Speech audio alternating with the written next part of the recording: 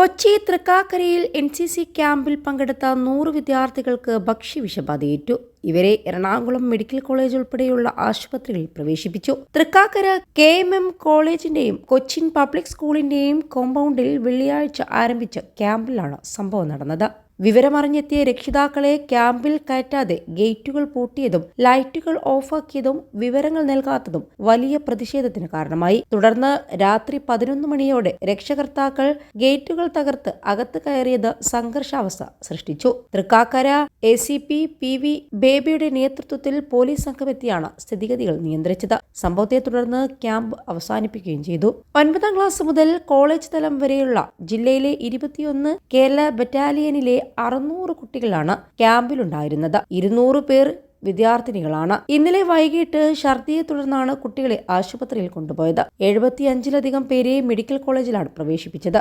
21 ലക്ഷത്തോളം സന്തുഷ്ടരായ ഉപഭോക്താക്കളും 2 ലക്ഷത്തോളം തിമിര ശസ്ത്രക്രിയകളും പൂർത്തിയാക്കിയ മലബാറിലെ ഏക കണ്ണാശുപത്രി Alsalama high hospital, hospital road, Perinthalmanna. ബാക്കിയുള്ളവർ സൺറൈസ് B&B ആശുപത്രികളിലാണ്. ആരുടെയും നില ഗുരുതരമല്ലെന്നാണ് റിപ്പോർട്ട്. രാത്രി തന്നെ ഭക്ഷ്യസുരക്ഷാ വകുപ്പ് അധികൃതർ കുട്ടികൾക്ക് ഭക്ഷണം തയ്യാറാക്കിയ കോളേജിലെ പാചകശാല പരിശോധിച്ച് സാമ്പിളുകൾ ശേഖരിച്ചു. NCC ഓഫീസർമാർ രക്ഷിതാക്കളോടും പോലീസിനോടും സംസാരിക്കാൻ തയ്യാറായില്ല. സീനിയർ NCC വിദ്യാർത്ഥികളാണ് പ്രശ്നമുണ്ടായപ്പോൾ ഇടപെട്ടുകൊണ്ടിരുന്നത്. ക്യാമ്പ് തുടങ്ങിയ അന്ന് തന്നെ കുട്ടികളുടെയെല്ലാം മൊബൈൽ ഫോണുകൾ അധികൃതർ വാങ്ങിവെച്ചിരുന്നു. ഭക്ഷണവും വെള്ളവും മോശമാണെന്ന് പരാതി പറഞ്ഞപ്പോൾ അധികൃതർ ഗൗരവത്തോടെ കണ്ടില്ലെന്നാണ് കുട്ടികൾ പരാതി പറഞ്ഞത്.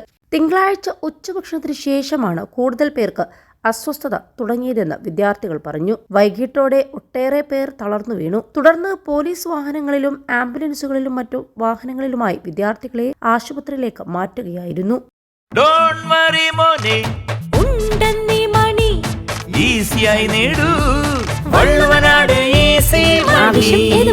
പണം ഞങ്ങൾ തരും. കൂടുതൽ പേർക്കും കഠിനമായ വയറുവേദനയാണ് ഉണ്ടായത്. ചിലർക്ക് ഛർദിയും വയറിളക്കവും അനുഭവപ്പെട്ടു. രാത്രിയോടെ 65 പേരെ എറണാകുളം ഗവൺമെന്റ് മെഡിക്കൽ കോളേജ് ആശുപത്രിയിൽ പ്രവേശിപ്പിച്ചു. തൃക്കാക്കരയിലെ വിവിധ ആശുപത്രികളിലായി 35ഓളം വിദ്യാർത്ഥികൾ ചികിത്സയിലുമുണ്ട്. 500ലധികം വിദ്യാർത്ഥികളാണ് ഈ ക്യാമ്പിൽ ഉണ്ടായിരുന്നുവെന്നാണ് പറയപ്പെടുന്നത്. രക്ഷിതാക്കളുടെ പ്രതിഷേധത്തെ തുടർന്നാണ് ഒടുവിൽ ക്യാമ്പ് അവസാനിപ്പിച്ചതായി പോലീസ് അറിയിച്ചത്. ഈ മാസം 20നാണ് ക്യാമ്പ് തുടങ്ങിയത്. വിഷയത്തിൽ DMOയും കളക്ടറും റിപ്പോർട്ട് തേടിയിട്ടുണ്ട്. വാർത്തയറിഞ്ഞാണ് രക്ഷിതാക്കളും അധ്യാപകരും ക്യാമ്പ് നടക്കുന്ന കോളേജിലേക്ക് എത്തിയത്. ക്യാമ്പ് നടക്കുന്ന സ്ഥലത്തേക്ക് രക്ഷിതാക്കളെ പ്രവേശിപ്പിക്കാതിരുന്നത് വാക്കുതർക്കത്തിനിടയാക്കി. രക്ഷിതാക്കളും പോലീസും തമ്മിൽ സംഘർഷമുണ്ടാവുകയും ചെയ്തു.